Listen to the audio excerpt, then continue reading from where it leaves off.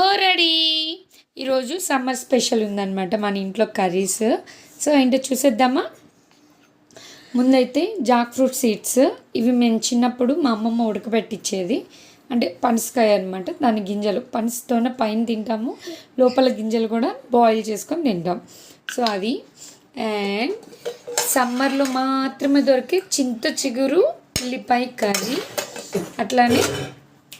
అట్లానే మునక్కాయ, మామిడికాయ, బెండకాయ పులుసు, మ్యాంగో పులిహోర, కొంచెం వైట్ రైస్, షింక్లో బౌల్స్ లేవు.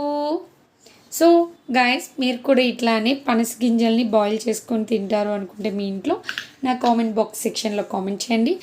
అలానే బెండకాయ, మునక్కాయ, మామిడికాయ కాంబినేషన్తో కూడా మీ ఇంట్లో కూర వండుతారు అనుకుంటే కామెంట్ బాక్స్ సెక్షన్లో ఎలా ఉంటుంది ఆ కూర అనేది కామెంట్ చేయండి. ఓకేనా. సో ముందైతే